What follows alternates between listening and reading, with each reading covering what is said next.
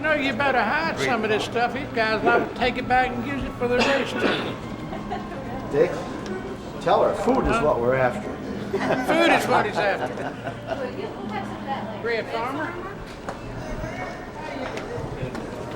Damn, I tell you, too many more of us old people get together. We'll have a convention. That's about the story. I got so much to tell, so much can't tell. All right.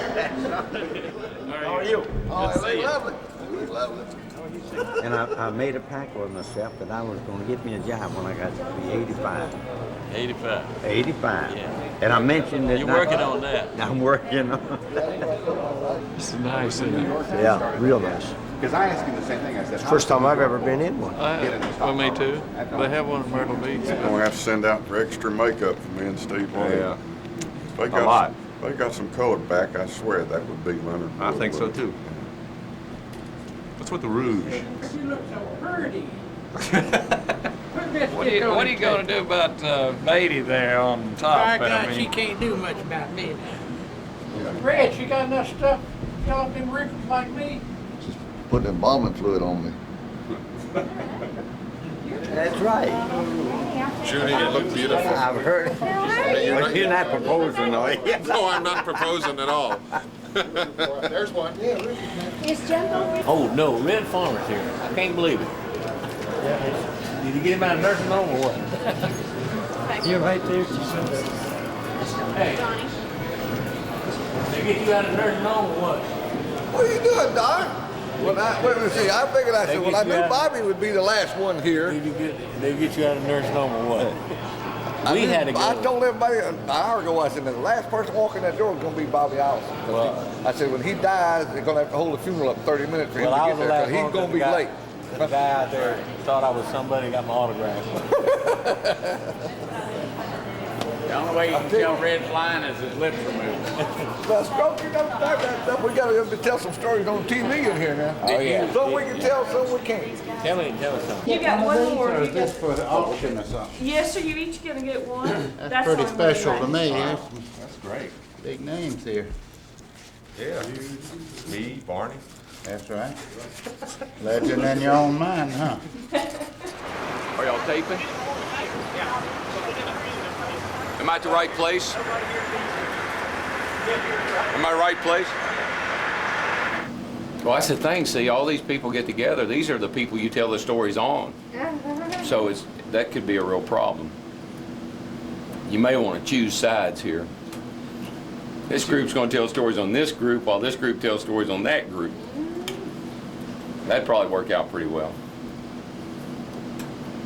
The problem I've always had with stories is when you tell them your way, there's always the other guy that's there that disagrees with the way you told it. Cale and I had some interesting, we told a story one time and his version was totally different than my version.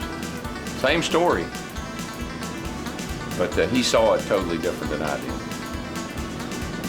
Well, who was right? We never did decide. We didn't have film. So you couldn't look at It's it. not like it is now where you can go back and look at the tape. Then it was just who could tell the story the best. And every race driver I've ever met is a pretty good storyteller. They learned that in self-defense. Hey, do I look okay? Yeah, I think I look pretty good. I think my wife would be proud. Yeah.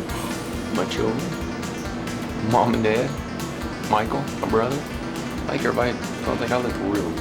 You're ready. I think compared to the other guys. Here we go now.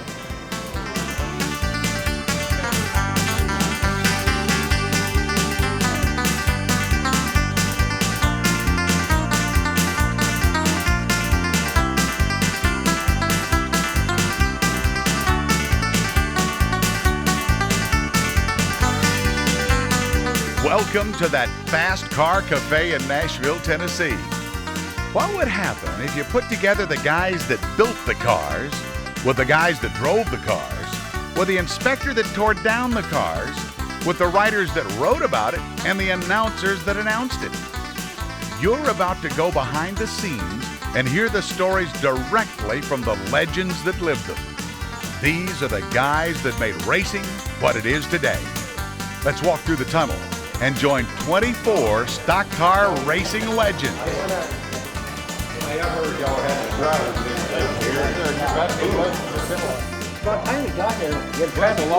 It's a long way from front.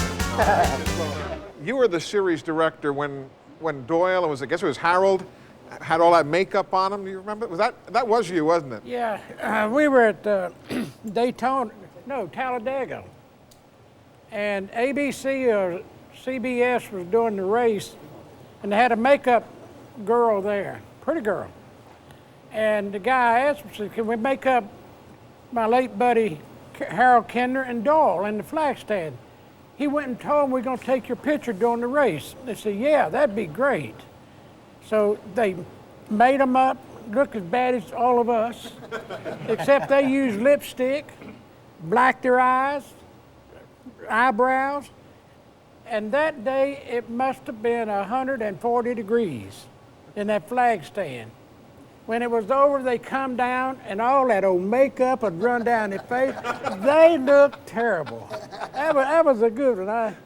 I never did tell Harold, but I told Doyle later on. Good one. I was afraid Harold would kill me. You know, sitting here in Nashville, I was trying to figure out exactly where we were going to start and kind of seed the conversation. And one thing I loved about the Nashville racetrack is that you always knew who won the races. Bobby, wasn't that right? There was never any dispute at the end of the races as to who won a race? Hardly ever. All right, now who won that day? Was it you or Cale? Well, no, they gave Cale the win. Yeah. And he still has They it. didn't give it to me, I won it. They gave You know, a lot of strange things went on, but the Gasaway brothers, now Bill ran things, and Bill really was totally expressionless. You couldn't tell whether he liked what you did or didn't like what you did. But Joe, if he was mad, you could tell it from 200 feet away, and if he was happy, you could tell it from 300 feet away.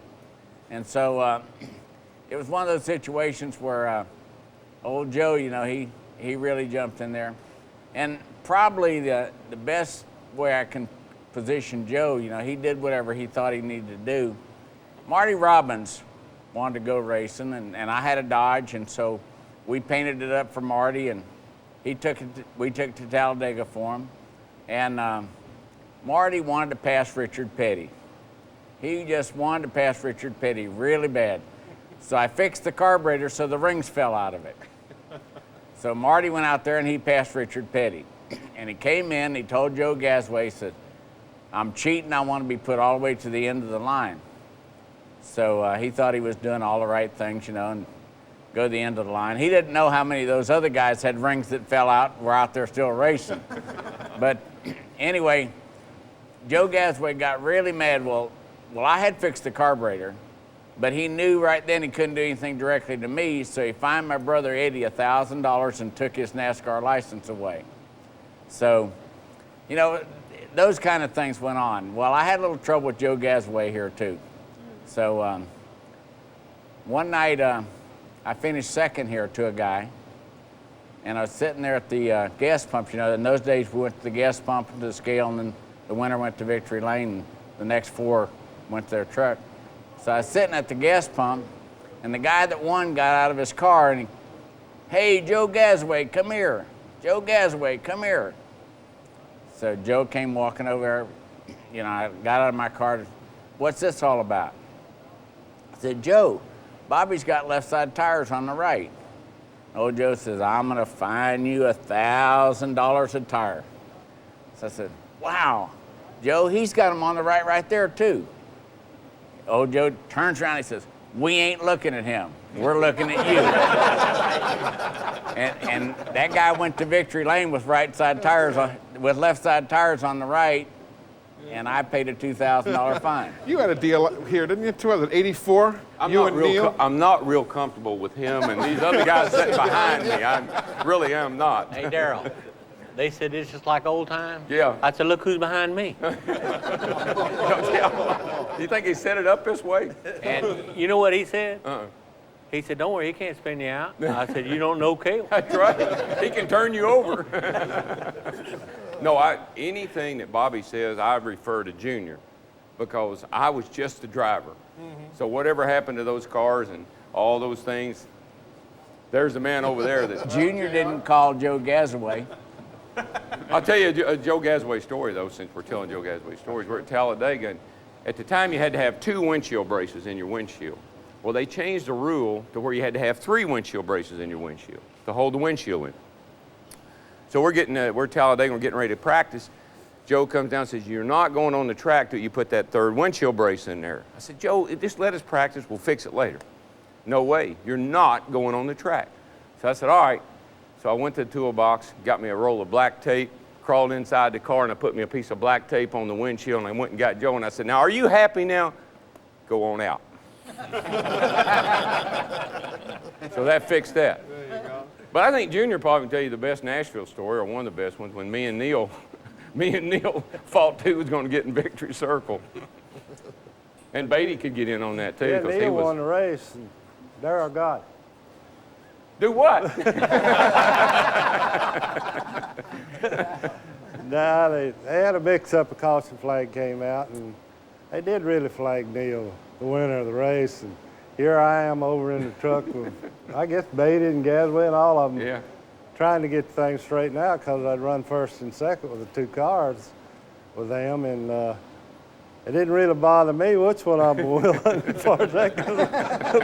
What I felt like I was going to leave out of there, and one of them wasn't going to want to drive no more. So, but Daryl really won the race. They just got the thing mixed up for a lap or 2, and Neil was flagged the winner of it. But Neil understand, and he was in the winner's circle. Of course, I went to the winner's circle with him. I told him, I said, Neil, I think we got the wrong driver. And he says, what do you mean? He said, didn't I win this thing? So I said, no, I don't think you did.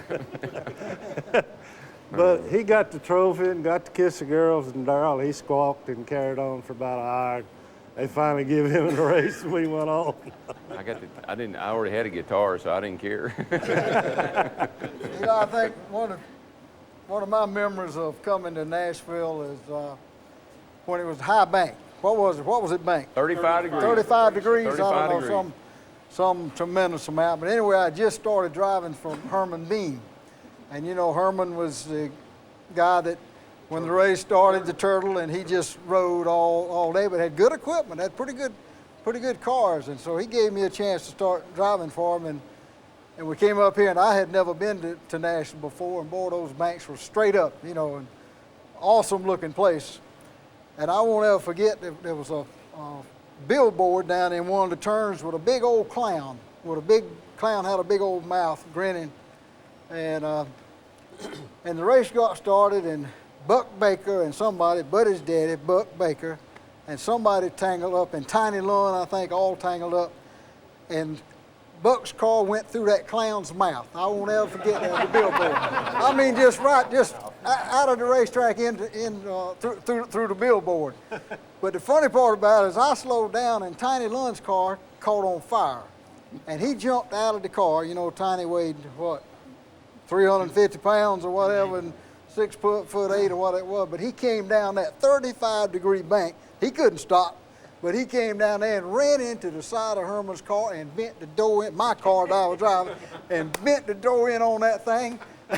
And I'm telling you, when the race was over, Herman was so mad he couldn't understand it, because Tiny had run into the side of his car on his feet and bent the door in. Did your daddy get any kind of a prize for that accuracy right through the clown's face? No, I don't think so. But what was the guy that was the harbor pilot that we raced against in Columbia and Savannah and all? Oh, yeah.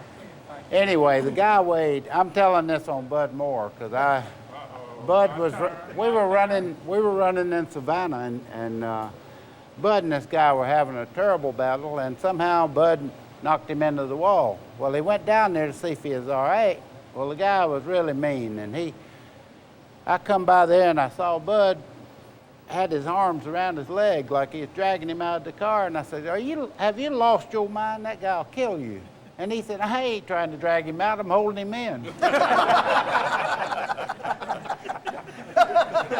He was trying to get out that car to get at me, man. I was just holding him tight as I could. Everybody was cheering. You know how I remember how when you used to get in trouble, they'd all hang through the fence on the front straightaway and scream at you and holler and pull guns and knives. I said, man, if I ever get out of here alive, you know, I'll be lucky. Cale was talking about them bank track in Nashville. First time I ever come up here and seen this place. I know where you're coming from because they introduced me to all the previous champions and people that won all their divisions, and they were all in wheelchairs. I ain't lying to you. I wish Bud had time to tell some of his Ned Jarrett I ain't saying stories. one of them. Not one. We went to a thing one night. They were honoring Ned, and they asked little Bud to get up because they were teammates at one time. And I never heard so many funny stories about Ned Jarrett. Yeah. I mean, Bud could fill you in. Little Bud could fill you in. Go for it. No, man, I'm not going to tell He had 4 pages of things on Ned. They signed a truce. Oh, they're not going to do that anymore? No, I think he quit drinking since then. Is that what it was? What did he say? He said you quit drinking. I did. I got about half loaded, you know, and I was the guest. Nobody knew I was a guest. Remember, I wasn't on the thing. And at the last minute, I got up there, you know, and like nobody didn't even know who it was. And I had my old pair of shades on, something I turned around, and I just told them I thought this thing was going to go good looking out at the audience because everybody out there looked as redneck as I did, you know, and that's how we got it cranked up. But really didn't have to tell many stories on Ned. It was just talking about Bondi and them because Ned was with them, you know, and it just kind of suckered Ned into the deal. I mean, he really deserved it. It was hard on his image, I can tell you that. Things I'd never heard before. I worked for 60 years to try to build a good image. I love your story, though. Oh, man, we were just talking about one a minute ago, but we can't tell you, you know. We'd like to. We'd like to be able to. Hey, bud, watch it. Let's talk about some of those folks that used to be with us, that used to do some running. How about Tiny Lund? Now, there was a guy everybody's got stories about. Baker, Tiny Lund. Right here in this Right. very town. You guys remember when we had the cheetah as the mascot for the Charlotte Motor Speedway? Well, they started taking that thing around the area and to each racetrack, and they had this big old cheetah. And he's real friendly, somewhat. Till you turned your back, and he'd knock the seat out of your britches in about 2 seconds. And for some reason, Tiny thought it would be clever to put this cat in my bedroom and leave it. So I come in. I'd been out with the racing group, and we got in kind of late, and I didn't even worry about turning the lights on. Got my clothes off, pulled the sheet up to my ear like that, and I heard this. What? No.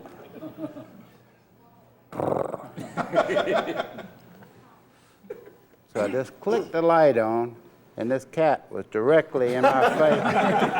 Well, with that, I removed the door to the hallway on my hands and knees. I never even stood up. I just run head on into the door, crashed my head in, got the door.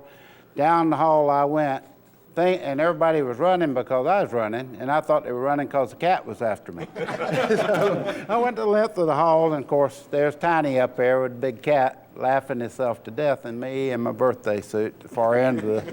That was embarrassing enough, just that, but putting that cat in my room in the middle of the night like that was Tiny Lund special. You know something Does about anybody it. remember an alligator story? Oh, wait. Oh, I can tell the alligator story. There you go. Buddy and I were at Santee Cooper. Tiny owned a fish camp down on Santee Cooper Reservoir. Buddy and I had gone down there to fish with him one August, fish for schooling stripers.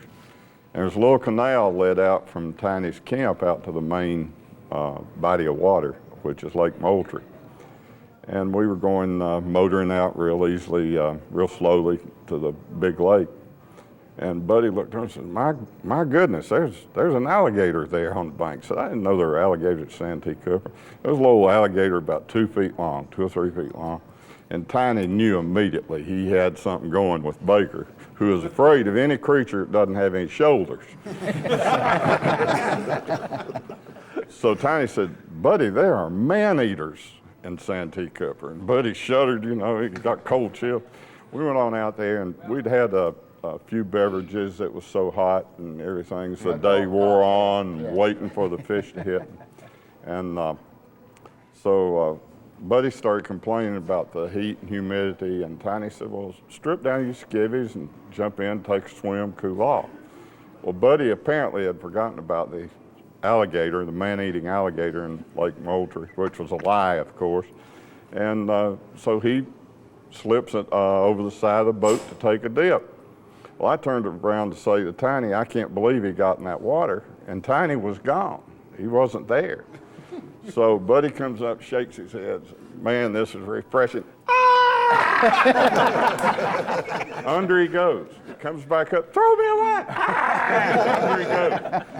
About that time, Tiny couldn't hold his breath any longer, and he surfaced and came up, and I said, Buddy, why didn't you just swim to the boat?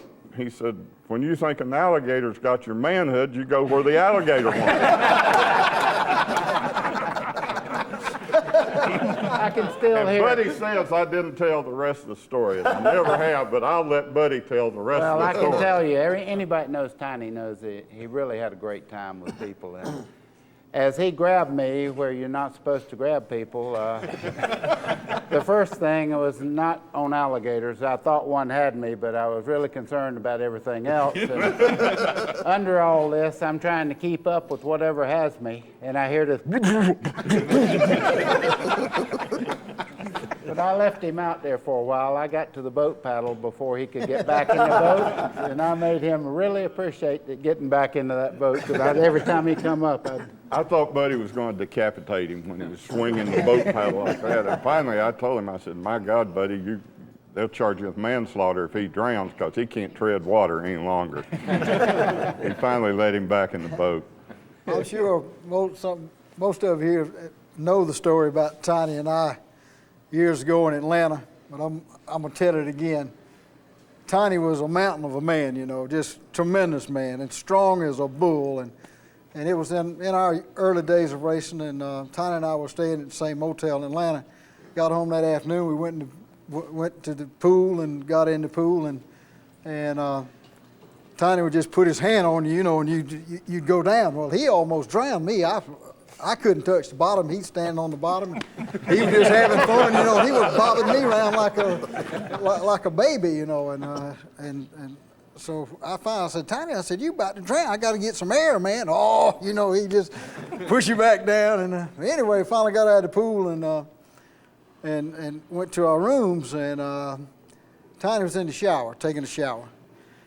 And I got me a trash can and filled it up with water and ice. Got it good and cold. I said, I'm going to get him back.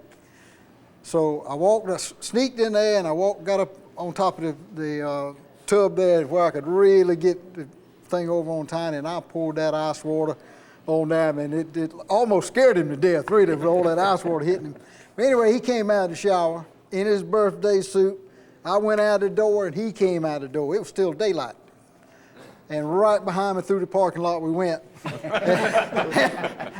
And I ran to the car, and the deck lid was up. And I turned around that car, and there was a little old lady there, must have been 80 years old, about 4 feet and a half tall. And when I went by, it startled her. And when she looked up, Tiny come sliding right up to her, you know, in his birthday suit and all. Tiny says, "Pardon me, ma'am," and turned around and went back to the room. But he was always pulling something. David, you got one? I know one on Tiny. Well, it's not on Tiny. It's on me. Really? We was racing up there at Hickory one time, and I was come up behind Tiny, and in fact, I believe I was lapping him. I was leading the race at that time. And he wouldn't get over. And I kept bumping him, you know, and trying to get by him. And he stuck that old big arm out the window and shook his fist at me, you know. I said, well, now, if I don't hit him now, he's going to think I'm scared of him, you know. So we went down to one. I hit him and spun him out, you know. So went on. I would have to win the race. And after the race, here he comes. Somebody gave him a cherry pie, and he was eating it. And he walked up to me. He said, look at him. He said, why'd you spin me out? And I said, well, you know why I spun you out, you know. I said, if you hadn't stuck that fist out the window and shook it at me, I wouldn't have spun you out, you know. And he said, well, that's all right. And he patted me on the shoulder and had that pie and said, bam! I got that pie and just curved my face with that cherry pie. And I was standing there. I couldn't do nothing but laugh. You know, of course, I wasn't about to hit him no way. But he really enjoyed that. He really did. That done him more good to hit me in the face with that pie than it did to win a race. You were talking about Tiny. I remember a time up in Wisconsin, we was up there running a race, and Tiny was up there, and we was all sitting at the Holiday Inn. We went out to a restaurant to eat, and I think they had a few cool ones between here and there, and Joe Frazon was there with Tiny Lund, and they were sitting each end of about a 20-man table, all of us sitting there having dinner, having a butter fight with the cubes of butter and the knives, flipping them back and forth. We ended up back at the Howard Johnson, and about 11 o'clock at night, we got back to Howard Johnson, and Joe and Tiny decided they wanted to go swimming in the pool. They had an indoor swimming pool at the Howard Johnson, but nobody had bathing suits. They said, well, that ain't gonna stop them. Everybody's already gone to the rooms that's closed now, so they opened the pool up, went in there, was gonna go skinny dipping. And I told them, I said, well, I gotta go back to the room. I wasn't feeling too good anyway, this, that, and other. I went down to my room. So about 6 of them out there skinny dipping at the Howard Johnson at midnight. So I went back to the room, and I was about sleeping. I heard a knock on the door real quietly. So I made a mistake. I walked up there, and I opened up the door just a crack. About that time, Joe Frazon and Tiny both sitting there, and they're all together, and just grabbed me on each shoulder, and down the hall I went with my toes dragging the ground, and I went skinny dipping with them. And I didn't do it on purpose. But that's the way he was. He wanted to have fun. Everybody else going to have fun. So they drug me down the hall and threw me in the pool about midnight. Now, if my calculation's correct, we've told 5 stories. We've got 4 nakeds and 1 in the skivvies. And all of them are usable. That's the good news. Is they're all a usable. racing story about Tiny. Back when NASCAR first started the division with the Camaros and Mustangs, it was Baby Grand. Well, I drove a car for Huggins, which now, Huggins Tire Company. It was a Mustang, and Tiny drove a Mercury for Bud Moore. Well, I was fortunate. I was in a real good car and had pretty good luck. Tiny and I got in pretty good battle as far as wins and everything like that. Well, I'm on the pole, and he's outside pole at Bristol, Tennessee. And we're going around there in Bristol, Tennessee. They had banked, they were going to be the highest bank racetrack in the world, or whatever it was anyway. And so we're going down the straightaway, and we're coming to get 1 lap to go. And Tiny runs in the side of me, bam. So I look over to him, and he's laughing, ha, ha, ha, ha, ha, like that. Well, he runs into me again. And I said, what in the world is he doing? So we go into the first, second turn, and he just normal. I said, well, ain't nothing gonna happen. And all of a sudden, he comes right down next to me and spits water in my car. Now, how I did this, and it got all over my goggles. and here I am getting ready. I got to go through 3 and 4 now and start a race. And he has spit water all in. How he had that much water in his mouth? He may have a jug, I don't know. But anyway, so I'm coming down the back straightaway, and naturally I'm trying to get my goggles cleaned off, and I got water all over my face, and we all had open face helmets at that time. And I go through 3 and 4 anyway. I win the race. After the race comes over, he's laughing. He said, man, I got you wet, didn't I? And that's all he didn't say congratulations on the race. He said, man, I got you wet, didn't I? That's the way he was. We're at Atlanta Motor Speedway, same way. 1.5-mile racetrack. And we're going down the straightaway, and Smokey Unix Camaro was on the pole, and I was outside, and Tiny was third. And he's running into me. He didn't run into Smokey's car, he's running into me. And me starting on the outside. I said, what in the world is he trying to do? And that's just the way he was. He'd race you hard. He would run into you once in a while, but there ain't a guy sitting in here that wouldn't run into you. If they said he would. The guys today don't have this same kind of... Ned would not. No, Ned wouldn't have done Ned it. never The guys ran today don't have this kind of camaraderie and this kind of these stories to tell, I don't think. They don't get to enjoy life like we did either. No. You want to say something, Bud? Ned, you hung out with a bad crowd, though, as I recall. Didn't you and Ralph Earnhardt used to go to the races together, you and your 2 wives? Huh? Yep, sure did. How did that Ned work and his out? 2 wives? No, I knew No, not his 2 wives. Their 2 wives. Yeah.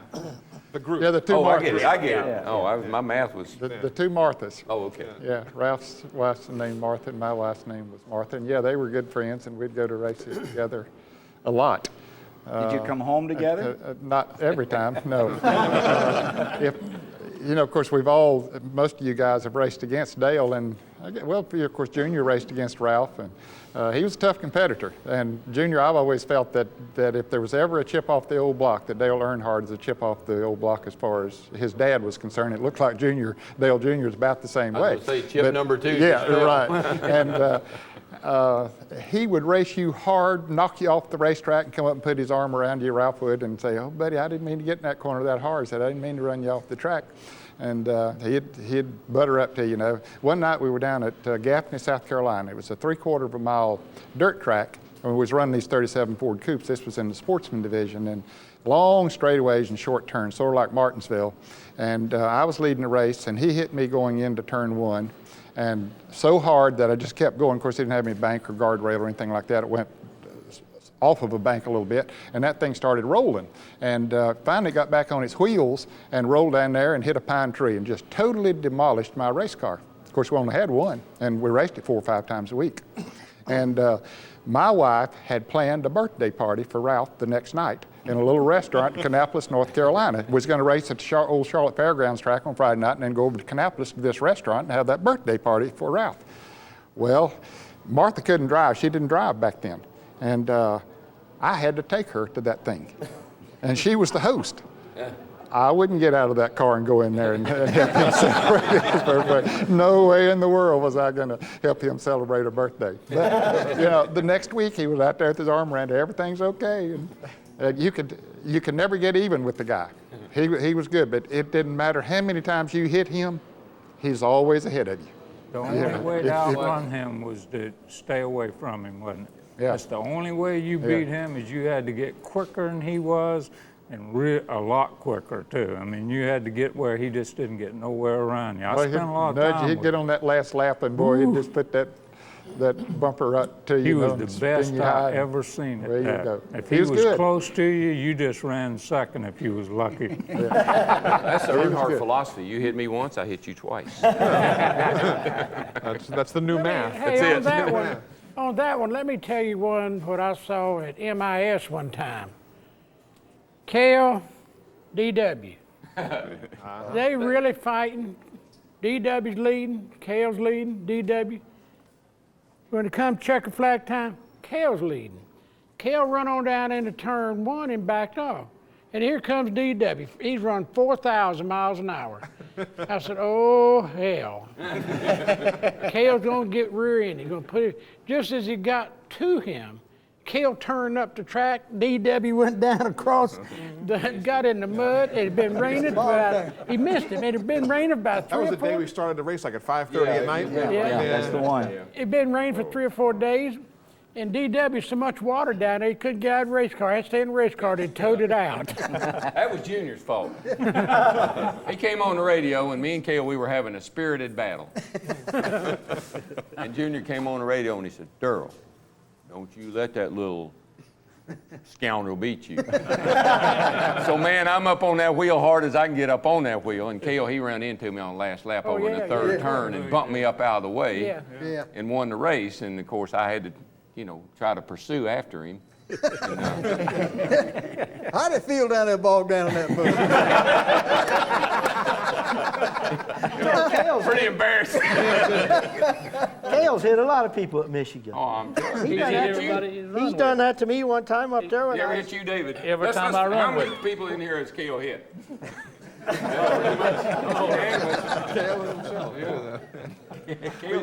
got you at Michigan one day. He done that to me one day at Michigan. I was driving that K&K Insurance Dodge Harry Hyde.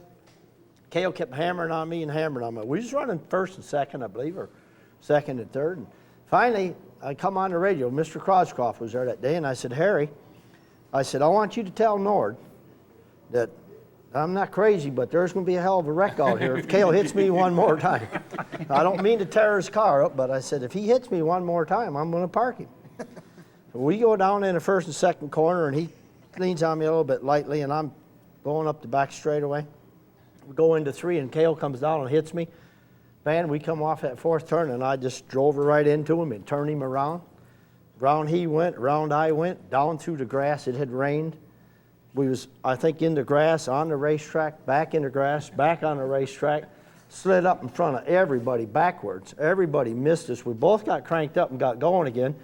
I'm not sure if Cale ended up winning that race, but we both finished, I think, in the top 2 or 3. Yeah. I believe he might have been driving your car, Junior, I at was the time. driving I'm Junior's not car, sure. and we won it, and I had hit you a time or two that day, but my car was handling so bad, you know, and when you hit me, you straightened it out. And I was going. I appreciate that, Dave. Harry Hyde come back on the radio, and Harry says, "Don't you let that son of a gun run over you. I don't want you to take no crap off of nobody." You kind of like Buddy's talking about Harry Gant this morning. You know, all of Harry's old cars just barely would run. Oh, they always barely run. worst running cars. Just doggone this old car just won't hardly get out the pits, and we lucked up and won. You know, If Harry could have ever had a good carburetor, there ain't no telling how many races he'd have won. But every race he won, old car was skipping bad, man. I asked him up here when I got up there, I said, "Didn't you win? Because we're going to run that Mark Colley thing." I said, "Well, didn't you win that thing a couple times?" He said, "Yeah." He said, "But all them boys had good running cars. This old car I had," he said, he was just telling me all about it, you know, and he said how they just caught him all at the end of the race, you know, and they were just blowing up through there. And he said, but just somehow, I don't know how they didn't get by me there in the last couple of laps. You know, he just happened to limp on home and win the race. I thought, yeah, I'm Skipping going and for a that. duping. They dupe on him, too. I had one good carburetor. I go over Junior's one night. We were fixing to run the modified race at Daytona on the oval. You know, I think that's one of the first ones that's going to run on the oval in a long time. And so we built an old Firebird there in the garage. Didn't even have a trunk or anything held in, just open. Gas tank set right in the back. Didn't know anything about building no super speedway car. So I go to Junior's one night to get some parts, and he's sitting there with them little glasses down his nose, and he's got all these carburetors cut in half. Now they're like that, you know. And I told him he was going down to Daytona. He looked at it and he said, "How would you like to have about 15 more horsepower with a restrictor plate?" I said, "That'd be good." So he gives me this carburetor. He said, "This thing is built for a restrictor plate." I said, "Okay." So he gave me the carburetor and said, "And don't lose it." So we got to Daytona, you know, and I got his carburetor on there, you know, and we go on a racetrack and practice, and we pretty fast. There was nothing wrong with the carburetor, it was just something nobody else didn't have. It didn't push the rule either way, and nobody had it. He'd been over there studying this stuff. Junior knew the restrictor plates were coming in down the road, so he's getting ahead of the game. See what you're made out of. You can tell the truth, you're retired. I thought I was going to lose that carburetor all the time I was down there. We win the race. And we had about a lap lead, front tire blistered, and it's shaking like crazy. And I didn't know what was wrong with the car. I never had run no place like that. But then after the race was over, I was still scared I was going to lose. I couldn't enjoy the race. I couldn't enjoy winning because I'm sitting here thinking they're going, now it's in a little bit, I'm going to lose this carburetor. I can't go back over to Wilkesboro without that carburetor. But that was a good one. Talking about Cale getting hit, you know more about it than I do, but the two Germans, you was in an IROC race up at Ohio, and one of them hit you and spun you out or something, and you was arguing with one of them, and it was the wrong German you was arguing with. He says, "I didn't hit you up there, I hit you up at this other turn." Started an international incident. I was really on him hard because I didn't know one from the other, and I was on him hard when the race was over. And he was standing there, he didn't know what I was talking about. Like say I was telling him where he hit me. He said, "No, I didn't hit you there. I hit you back up in the other turn when I was talking to the wrong man that had really hit me there." How long did it take you two to get together and talk after 1979 at Daytona? 1 week. 1 week? Yeah, at Rockingham. In the truck. They had to talk. No, we didn't have any truck meetings then. No, We didn't have no truck meetings then. Not back in those days. Really? In fact, it No, was I was sure. 79 now. It ain't been that long ago. In fact, it was 2 weeks. Yeah, I'm telling you what. Ain't been 15 years ago. It was 2 No. weeks. We got together 2 weeks later That- in Rockingham. We handled our own deals back then, and NASCAR didn't handle them for us. Well, all I know is I was in the truck in 79. I know that. Well, you've had the pleasure a lot more than the rest of us combined of being in the truck. Okay, but we got together 2 weeks after that at Rockingham, in the third and fourth turn. How'd you get it worked out? Well, the wreckers came and got us. No, 2 That's weeks right, they after. did at Rockingham. Yeah. And it was that was really an accident, though, wasn't it, Donnie? Oh yeah, all of them were accidents. All of them were accidents. But it wasn't good because a lot of other people got involved, and it was Cale and I were racing hard, and them things happened. As far as getting together and being friends again, I don't know if that's ever happened yet. Wait a minute, guys. I've seen this show. Don't do it. Hey, Donnie, Cale's getting red again. He's getting a little bright. And he's behind too, right? He's behind you. Bobby's way over I was there. going to say, how about Bruiser over here? What was your He'll show up. what was your recollection of that whole deal? He'll drive up. Let me tell Well, you see- what, old Bobby. Bobby was in hog heaven. He went to a race and a fight broke out. He was in hog heaven. I was going along, you know, I was ahead of them on the track. My crew came on the radio and said, give them a lot of room. They're racing. I said, I will drive down in the grass if I have to. They never got to me. I looked back and they're wrecking. Well, I had to go around and get the checker flag. So I had to pass the wreckage once, went and got the checker flag. So I decided, well, I'll stop and give Donnie a ride. So How about I me? You pulled want to up. go give me a ride? You did what? That's what I got mad about. You wanted to take Donnie and leave me there. I couldn't tell exactly what you was mad about, but I found out you wasn't mad. So I stopped, and Cale's way over there, and Donnie's over here, and I said, want a ride? He said, no, go on, I'll get a ride. Well, with that, Cale came running at me, hollering it was my fault that the wreck happened. And, you know, I couldn't understand this. I think I questioned his ancestry, but I'm not sure. Well, he came running a little bit closer, you know, and he yelled at me some more, and I probably questioned his ancestry again. With that, he hit me in the face with his helmet. And I looked down in my lap, a couple of drops of blood hit down in my suit, and I said, I better get out of this thing and handle this right now or run from him the rest of my life. So I crawled out of the car. With that, he went to beating on my fist with his nose. Boy, this thing's got clean out of hand now. If you need a good, Tell it like it is. if you need a good attorney, I'll represent Yeah, you was there. He wasn't you? was a little bit riled. I was sitting in my car when this thing started. Two of the greatest fiddling here, fidgeting with first place. Passing some of the strikers in the last lap. Trying to take it home. It's all come down to this. Out of turn two, Donnie Allison in first. Where will Cale make his move? He comes to the inside. Donnie Allison throws the block. Cale hits him. He slides. Donnie Allison slides. They hit again. They climb in the turn. They're hitting the wall. They're head on the wall. They slide down to the inside. Let's watch those third place cars. They're out of it. Who is going to win it? Coming down. Third place. They're coming around for the finish. Between A.J. Foyt and Richard Petty. Down the back straightaway come the leaders now. Two cars are out. In the backstretch are the leaders. Watching for the leaders to go. They're still up in turns 3 and 4. The leaders are up in turns 3 and 4. Coming down, Richard Petty is now pulling out in front. Daryl Waltrip is in second. A.J. Foyt is in third. Here they come. Waltrip trying to slingshot. Petty is out in front at the line. Waltrip to the inside. Petty wins it. Sixth career, and there's a fight between Cale Yarborough and Donnie Allison. The tempers overflowing. They're angry. They know they have lost. And what a bitter defeat. A couple of very hard men, very hardly upset. And Bobby Allison is stopped by his brother to help. There's Bobby Allison's car, number 15. They're leading them away. Cale Yarborough there. Very upset, very upset. And that one incident, you can still turn the TV on and see that incident that really excited the people and made the people come buy a ticket for the next week. It was one of the first races one of that the guys- excited the press, because we were up in the press box. Tom and I were sitting next to each other, And I was literally on my feet balancing myself between 2 rows of desks like this. And I was standing up trying to catch. Hit him. Yeah, no.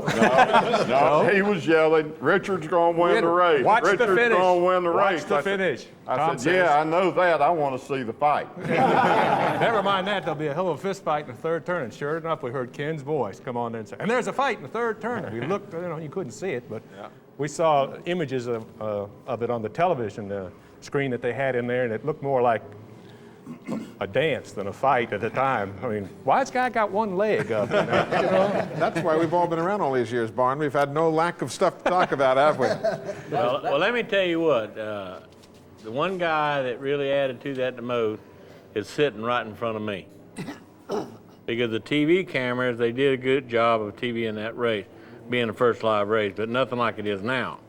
And what the people saw was 2 cars wrecking across the lake. And he did the job. Yep. His commentary is what got the people going, including the news media and everything else. And you did a good job, Ken. I'm not blaming you for anything. We were over there. We need another deal like that now. Absolutely. It's coming. It's coming? Where do you think it's, where? Well, I want to be there. Shortly, I think. Probably in the next 2 weeks. Well, chance. We have the same deal. the only thing that I disagree with that, it's not coming in that same way because you're not going to have 2 cars racing each other like those 2 cars are racing each other. Now it might be. Now the drivers accost each other. Now it might be. And I even saw them throw Perrier bottles at each other. Yeah. So it may never be the same as it was. We need to talk about that. Now you got all these high cotton racetracks with all these amenities. I think we ought to go back to what it was like, some of those first tracks you drove on. I can't believe all of this tribe can sit here without some great stories about those early super speedway races. Higgins? Well, I was Right, like, here's one of the I best. wanted Buddy to tell about his crash at, I think it was Smoky Mountain Speedway. Since we're Don in Neyman's Tennessee. place. Yeah. Great story. That thing's been in every newspaper and just about everything, but it actually happened. I blew a right front tire at the old Smoky Mountain Raceway, went head on into the wall, and I broke about 4 or 5 ribs on the right-hand side there. And they sent a guy out there about the size of, about 145 pounds to get hold of me, and I weighed 225 pounds then. And first off, he got me by the head and tried to take me out of the car. And then they brought this little gurney out there with these little small wheels on them, and the thing was 6 foot tall, and they had an old Pontiac ambulance there. And this guy finally gets some help, and they get me on there. Well, they put the straps on me, and they carry me over to this old Pontiac. I can still remember seeing that Indian on, it looked like it was on fire, had that big red face on it there. And I'm going, man, I'm hurt. I'm really hurt. And they put me up in the back of that thing, and here goes this ambulance, wadding round the corner, and I go, golly, I don't think I run this fast tonight. So down to the back straightaway, he stops like so, and they have to open the gate, and you have to leave from the back straightaway. Well, I'm laying there like this, and I'm going, oh, man. And about that time, this guy hit the accelerator, the back door flew open. They didn't tighten the wheels up on the thing. I shoot out in front. They hadn't put a red flag out, so people are coming out of the pit. And I'm going round and round down the racetrack like that. And I see these cars going whoom, whoom, whoom on both sides, and I went, I got to do something, I got to do something. And I got one arm out of the straps like that, and I started doing like that. Well, I went down, hit in the red mud on the inside of the racetrack, and this gurney goes end over end down there. And the little guy come up there, and he said, are you hurt? And I said, no, I'm dead. All you got to do is just cover me up here. Well, we went on in, and that was the first time I had anything to do with Don Neyman. He would later on become the president of Talladega Motor Speedway, and That's funny. I'm telling you, I thought I was going to die right there. If I hadn't got my arm out, I know Joe Frazon would hit me head on, because he was coming right down the back straightaway, and I got my arm out and started doing that, and that got his attention. He said he didn't know what it was. He thought it was a hood going down there. Remember the day you broadcast from the bathroom? Remember that story? Yeah, I was working the pits for MRN and need to go to the bathroom. Of course, we know back then the restroom was right up on the front stretch, heck, just 20 or 30 feet behind the pits. And Barney, I guess, said, let's go to the pits, and Ned Jarrett and Richard Petty was about to come in and make a pit stop, and he's leading the race. And there I was standing in there doing my business, and Barney threw it down to me, and I had a stopwatch around my neck, and I heard the car come to a halt, and I looked at that thing. I described the pit stop. They changed 2 tires, putting in a can of fuel, and down and away in 17 seconds. You could hear it all, you know, so I didn't need to see what was going on. And come to find out, I called it just perfect. Probably never been looking at it. The guys next to you, though, they were the ones who were giving the great looks there in the bathroom. 3 guys standing right next to Ned. You were luckier than I was, because when Richard had his big turnover at Daytona, that was one of those races where it had stabilized, not much was happening, and it was when they were building the brand new facility at Daytona. And the only restrooms were all the way on the roof. Remember that, Eli? Mm-hmm. They had them all the way on top. And I guess I'd had too much coffee that morning. And so it was, what, 150, 175 miles into the race. And things were just kind of motoring along. And I said to Bob Stenner, the producer, can I take a break for just a couple of minutes? He said, well, we're going to go to a commercial break. And I have this feature to do about Dale Earnhardt, which is going to take another 3 minutes. So you got 5 minutes. Don't worry about a thing. Went to the commercial break, ran out, ran upstairs. And as I was standing there, it began to get suddenly very quiet. And the next thing, this very young lady was standing at the door saying, "You've got to come now!" And I said, well, I really can't right now. She said, no, you've got... And that's when we found out about the disaster. And Ned and Economaki carried on. But talk about life's darkest moment. That was it for me. Scary time. What about some of those other stories about the old track? Junie Donlevy has got a great story about going to the restroom. Yeah. Yeah, tell us that one, Junie, about the rest stop and How about the rest stop? the rest stop on the way to Atlanta, Junie. Yeah. How much your team thought of you that night? I really found out how much they thought of me. We were on our way to Atlanta and riding in a van and pulled in this rest area at Durham. And 2 guys up front went on in. There was only 4 of us in the van. And they went on in, and I'm laying there, and I said, well, maybe I'd better go in too, so we don't have to stop again. So I stepped on a boy getting out that was laying on the floor. I went on in, only had 3 stalls, went by them, thought sure they saw me, and I didn't make any noise. And they finished, washed hands, went on out. I finished, washed my hands, went on out, and I saw the taillights of the car going out the driveway. And I said, they got to be playing a trick on me, you know. We in the middle of the night, and we're on the way to Atlanta. So I waited about 15, 20 minutes, and I said, well, they're not going to come back and get me. But at that time, I got to seeing faces coming out behind all these trees and everything, and it had a big audience, I thought. Anyway, I waited till the tractor and trailer pulled up, and I went over when he stopped, and I started talking. Never paid any attention to me, just like I wasn't even there, which I could understand. I'm on foot at a rest area in the middle of the night. But I kept talking, and finally I went all the way back to my childhood, where I had gone to grade school, where my grandfather lived. And the only thing that saved me, when my grandfather died, they sold the property that he had his farm on, and they built houses on it, and this truck driver happened to live in one of those houses. Wow.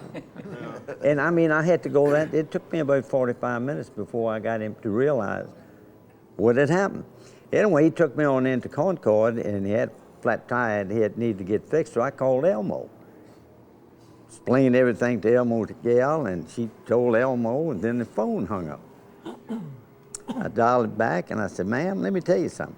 You tell Elmo if he hangs this damn phone up my face one more time, I'm going to come up there and blow his trailer off his foundation. Anyway, I finally got him to realize that I wasn't kidding, and he came on down and picked me up and took me back, and he was just laughing like, you know, it was a funny deal. It wasn't that funny to me. But anyway, he took me on into Atlanta, and I got to the track. My crew came up, and this boy said, you know, we know your side of the story. Now, I'm going to tell you my side of it. And I said, don't worry about it, my fault. But that evening, I think Dick Beatty announced on the loudspeaker, make sure Don Levy's got a ride back to the motel. But you know, it was so funny. That was the only weekend I can ever remember that everybody at the racetrack was having a good time. Of course, it was at my expense, but everybody was laughing and grinning and Talking really, about you.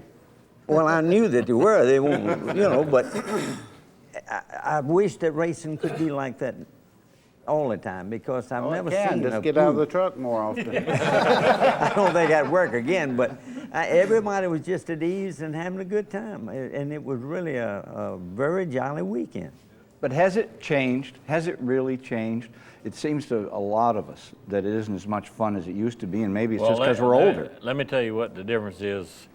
Back then, late 60s, early 70s, David, myself, Cale, Bobby, we go out and eat dinner or something, or we go somewhere together, you know, and Buddy, once in a while we sneak him in there, and they don't do that anymore.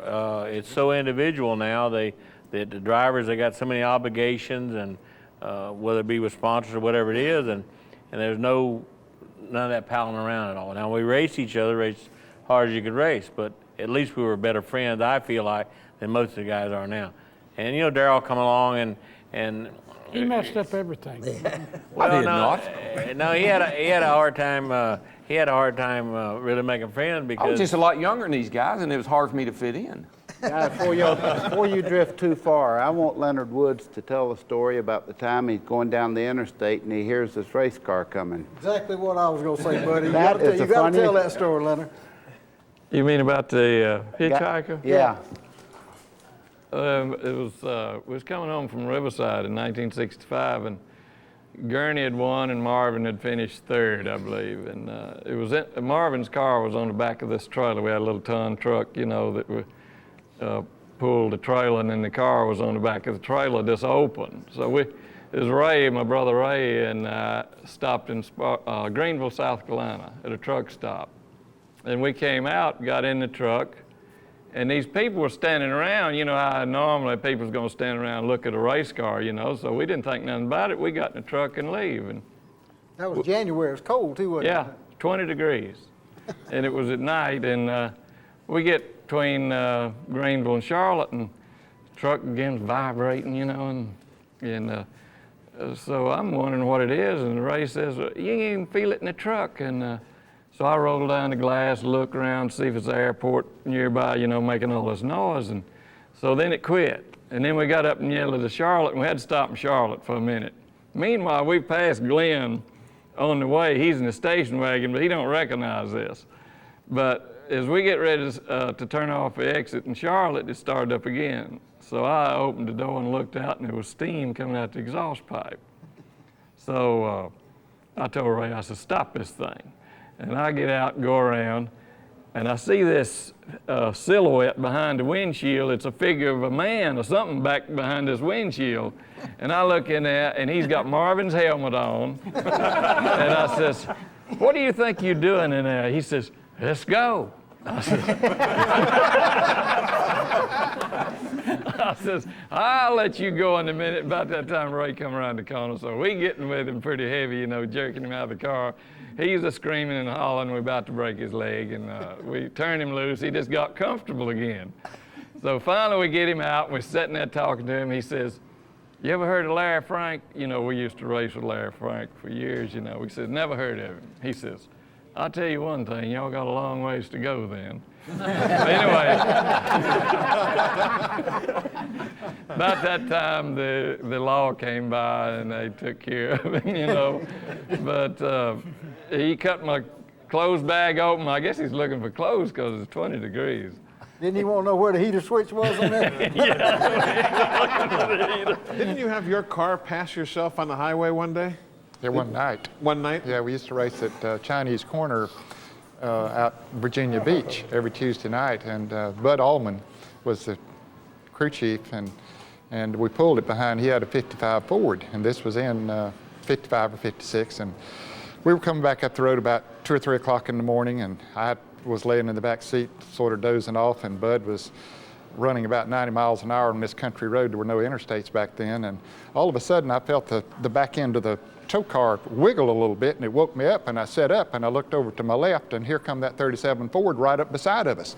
And what had happened, see, we had those man-made tow bars, and you stick a rod through the end of the frame and the tow hitch, and then you put a Carter key in there to hold it. Well, somebody had forgot to put the Carter key in there and secure the thing, and we'd probably come 150 miles since we had left the racetrack, but it just finally worked itself loose, and that rod came out, and here come that 37 Ford right up beside of us. Well, it ran up they're set up to pull to the left, and so it just gradually pulled to the left, and it went up a bank that was sloped, and it had enough speed and momentum. When it went up that bank, it cleared a barbed wire fence.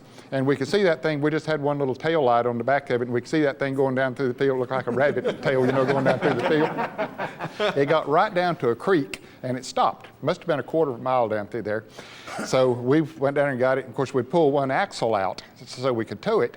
And so fired the thing up, got back up there, and didn't think about it till I got back to the fence. How are we going to get that thing back across there? There wasn't no bank that you could get a run. Don't know if I'd have done that anyway, but that barbed wire fence was still intact, and I told Bud, I said, well, stand back. We've got to go through it. That's all we can do. And so I just ran her through that barbed wire fence and got on. We saw lights start coming on in the farmhouses around there. Fortunately, we were out in the country, and those lights started coming on. I said, we better get out of here because we're fixing to get ourselves in trouble. But the tow end was all bent, and the wheels were going one way and another, and we drug it about 20 miles into a little town, and so we could be able to get it fixed, and blew a tire out right as we got in the edge of town on the front because the thing was towed out so much. But can you imagine if I'd been in heavy traffic and that thing would have come loose like that? Eli, you talk about a race car passing somebody on the road. I remember back in the early 50s, and Banjo Matthews had a Rocket 88 Oldsmobile engine in a 36 coupe. We was running West Palm Beach, Florida on a half-mile dirt at that time. And somewhere about 25 or 30 miles below West Palm Beach, their tow truck broke down. And they was running late as it was. They was already qualifying and they knew it. He backed that car off of the trailer, fired it up, and come up that little old two-lane road coming up to the West Palm Beach Speedway. And he had the thing rolling, I guess, 100, 120 mile an hour, bouncing up and down that road, and past the highway patrol going the other way. And that highway patrol, all I could see was the yellow and black car go whew, going the other way. Well, he turned around trying to make a U-turn as quick as he could to try to catch the car. Banjo come flying into the pits, went straight through the infield, was inside the racetrack. Come through the pit gate, pulled right up in line. He was next in line to qualify, and he was out on the racetrack qualifying that pit. And he wasn't sure which one it was, and he's stood in that pit 20 minutes trying to figure out which car he was getting a ticket to. Guys, we need to take a quick break here so they can rack in some new tape. So let's just take a quick breather here for a few minutes. Have you changed jobs again? No, I'm just helping Jimmy. Jimmy? Yeah. I'm helping Jimmy. That's when I'm working this now. Is he going to run Talladega? Yeah, he's going to run Talladega. Yeah, I don't think their motor's that. He's got having their motor is supposed to freshen up and then get up and check the valve spring tension and put it back in the car. So I don't know. We tested down there, top enough to be top 5, but I don't know what he's got. Some of the other cars to show up. We tested down about 2 weeks ago, ran pretty decent. Got to qualify Thursday, so after we get this deal done Wednesday night, I got to take off and go straight back. Be down there for Thursday morning. Got one practice session to qualify Thursday. I didn't know if you were. In fact, I didn't even know if he was still running or what. He's been short sponsorship, but he got some Dunlap golf money for this Talladega race. He's going to run this one, and I think Las Vegas. That's only 2 races he's going to run this year. We ran Charlotte, ran 12. Run pretty decent with it, but had a pickup pit crew. Had one borrowed a jack man here, borrowed a tire man here, tire man here. And we were running 8th, going in the pits, come out 15th. Then he got back up to 10th, and then he picked up a push about the last 10 laps of the race, and 2 cars got by him, and we finished 12th. Yeah, see, that's like the pickup truck deal now. They're going to have them pit stops for that. Yeah, no. That's now you can't, and you can't compete against money. The factory team with a pickup pit crew. Mm-hmm. I mean, the guys are good guys. I mean, it's like I told them. But they don't work together. I mean, don't misunderstand me. Yeah. It's not anything wrong with the guys. But when you've got pit crews that the crew chief says 10 o'clock on Wednesday morning, we're going to have a practice, they go out and practice Wednesday morning, they don't like what they see, they come back that afternoon at 2 o'clock and do it all over again. And I mean, how in the heck how can you compete against that? Well, that's what our trouble was up in Charlotte last weekend. We had a jack man from one team, a front tire man from one man, and a front man, and we had Bart a gas man. Nobody ever worked together, and they didn't even made a practice pit stop. So, you know, we goofed and lost about 6 spots in the pit. But, yeah, I see where NASCAR, I read an article the other day that a lot of the independent teams was complaining about paid pit crews that only come in on race day and work on the cars. That they're not regular crew members that works for that team all week long. Like they said, like, for instance, I think they said Jeff Gordon, that about 75% of the team only show up just for race day to pit the car. They're not guys that work on the car during the week for the team. They're outside for professional help. And they said that's a lot of guys complaining. They'd like to see everybody that makes a pit stop be on the team payroll that work full time for the team. But I don't know. How are you going to do that? I don't know. I mean, how would you ever do that? Yeah. Yeah, that's another argument that it's day old. Oh well, he got more money to spend than I got. Well, you got to take what you got and do the best with it anyway, right? Yeah. All they got to do is put them on the payroll. And I mean that's. Well, there's always going to be some kind of complaint about it. Well, it's been since day one. But why did they do that with the pickup trucks? They had a pretty good deal with the tire rule. I have no idea. They're not going to make the stop at halfway anymore for. I ain't got any idea because I went to Dennis Huth and I told him, I said, Dennis, now the problem you've caused us is now we've got to have 8 full-time employees instead of 4. Because the nucleus of our pit crew has to work for us. Because on Thursday or Tuesday, if we call a pit crew practice, we can't say, oh no, well John works at the Walmart, he won't get off at 5 o'clock tonight.